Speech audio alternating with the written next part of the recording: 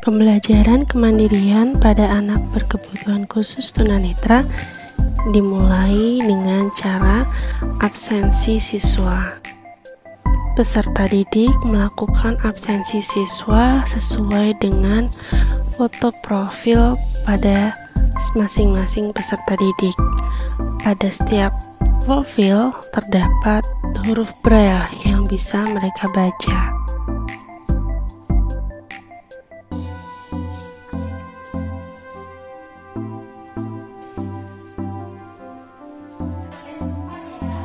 Sebelum memulai pembelajaran, saya mempersiapkan kelas terlebih dahulu.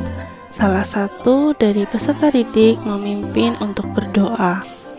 Lalu saya lanjutkan untuk mengetahui kondisi peserta didik dengan melakukan tanya jawab terkait perasaan mereka melalui tangga emosi. Tangga emosi ini terbuat dari kertas yang berwarna-warni karena dari keempat siswa tunanetra yang saya ampuh, salah satu siswa masih memiliki sisa penglihatan, yaitu low vision. Pada tangga emosi juga dilengkapi dengan gambar dan tulisan Braille, sehingga mereka dapat membacanya dan mampu mengidentifikasi sesuai dengan perasaan yang mereka alami.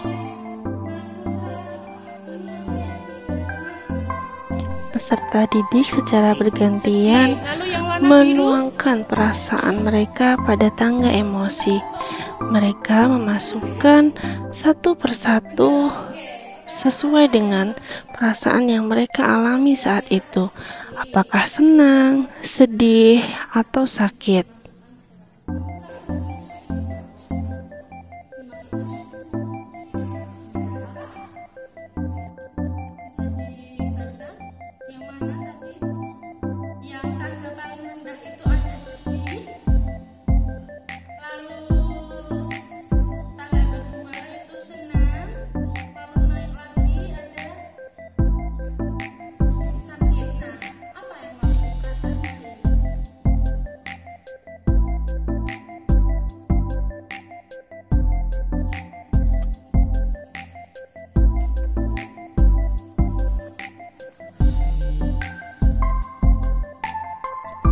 Jika tangga emosi sudah terisi sesuai dengan keadaan emosi peserta didik tunanetra, maka dilanjutkan dengan sesi listen and sharing in the dark.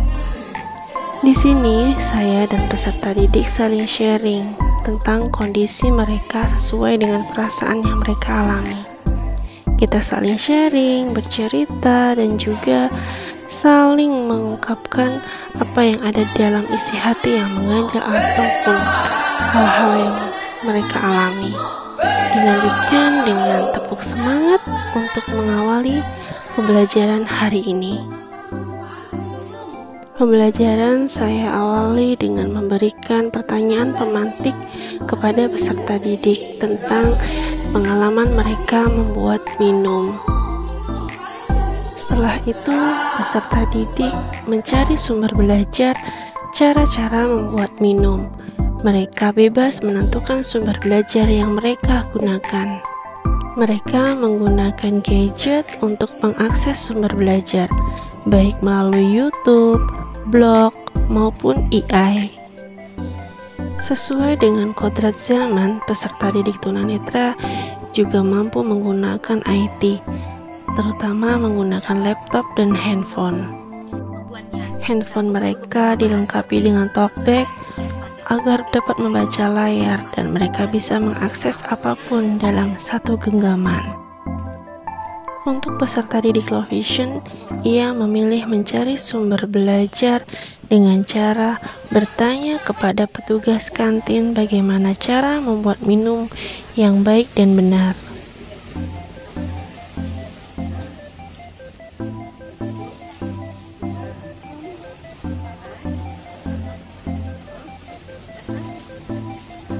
Setiap jawaban dari petugas kantin ia catat karena memang masih memiliki sisa penglihatan.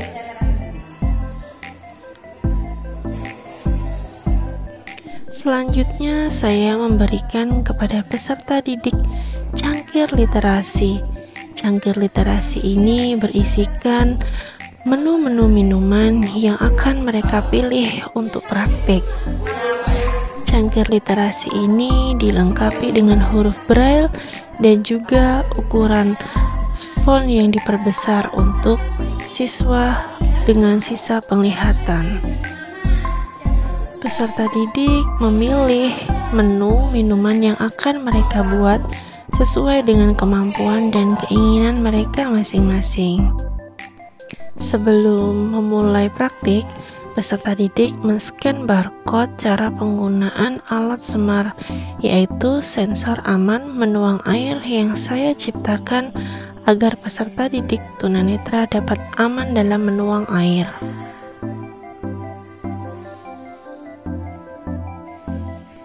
Peserta didik tunanetra juga meraba setiap bagian semar agar familiar dan bisa langsung digunakan dalam praktik membuat air minum.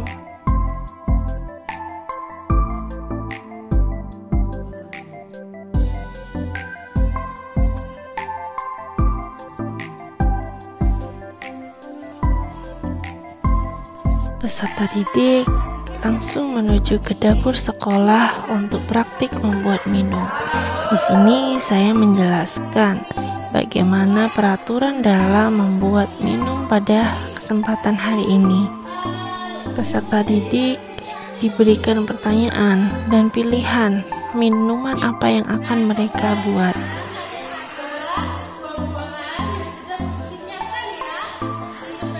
Sebelum praktik dimulai, saya meminta peserta didik untuk menebak nama buah yang mereka raba secara bergantian.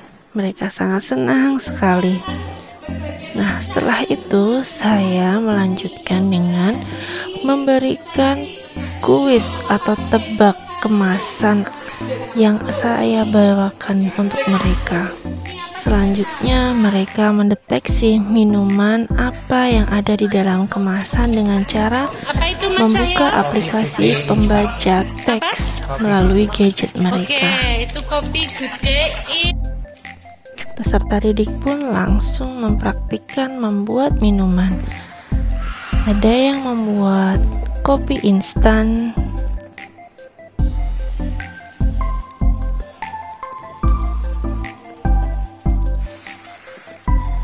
sedangkan Lana dan Cahyo mereka memilih membuat minuman teh celup.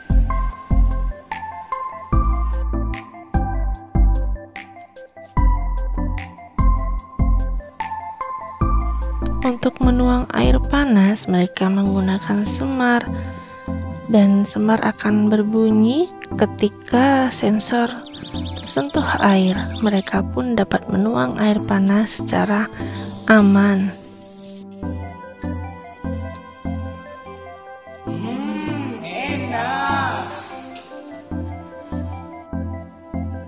Sedangkan Putra, karena ia masih memiliki sisa penglihatan, ia memilih membuat praktik minuman dengan level yang kompleks, yaitu membuat jus buah stroberi.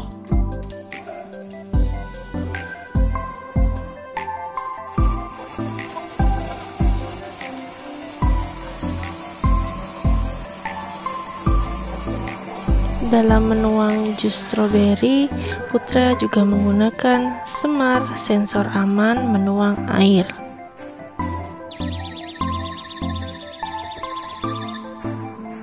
Putra sangat senang sekali bisa membuat minuman jus yang sangat ia sukai. Setelah selesai praktik, peserta didik mengerjakan asesmen sumatif menggunakan kuisis. Peserta didik sangat senang sekali mengerjakan kuisis dengan sangat seru. Kuisis saya pilih karena mereka sangat senang sekali menggunakan IT, dan juga kuisis ini dirancang seperti membuat atau mengerjakan kuis. Jadi mereka sangat nyaman dalam mengerjakan. Setiap pertanyaan pada kuisis terbaca oleh pembaca layar pada handphone mereka.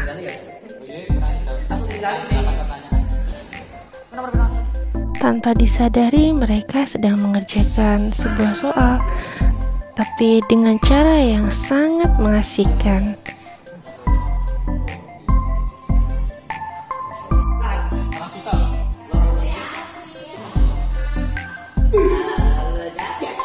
Untuk menjaga ketenangan kelas dalam mengerjakan kuisis, saya mengaktifkan aplikasi Boncibol. Di sini, aplikasi Boncibol ini untuk mengatur atau mengontrol ketenangan kelas.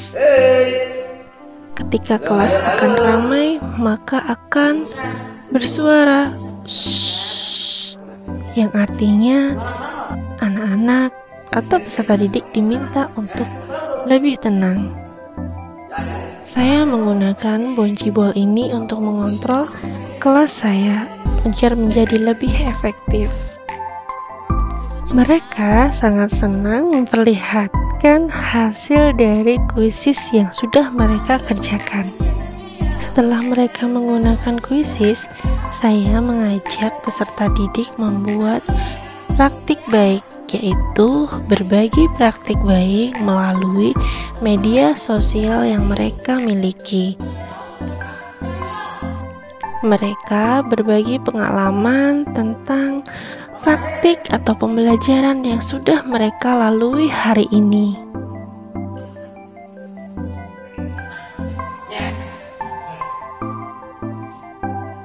Mereka membagikan praktik baik keseruan pembelajaran baik melalui Instagram,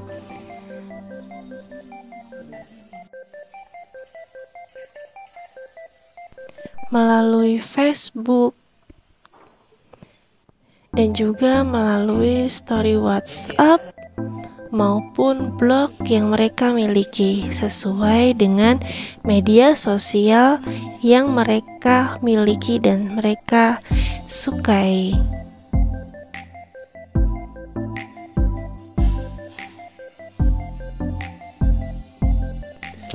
Lalu, pada penutupan pembelajaran, saya mengajak peserta didik tunanetra untuk melakukan refleksi dan juga tindak lanjut dalam pembelajaran hari ini agar mereka bisa mandiri dalam membuat minum sendiri.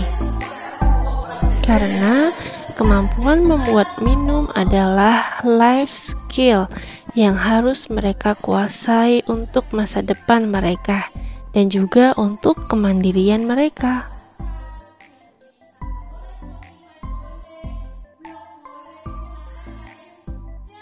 Melalui pembelajaran berbasis digital ini, diharapkan peserta didik tunanetra mampu mengikuti perkembangan zaman sesuai dengan kodrat zaman mereka.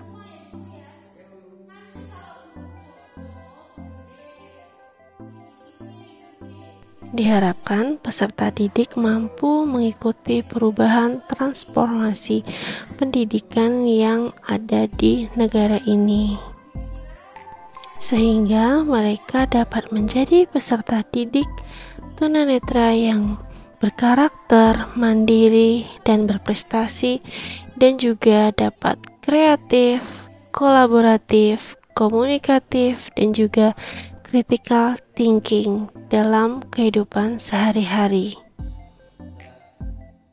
Pembelajaran diakhiri dengan doa bersama yang dipimpin oleh salah satu dari peserta didik.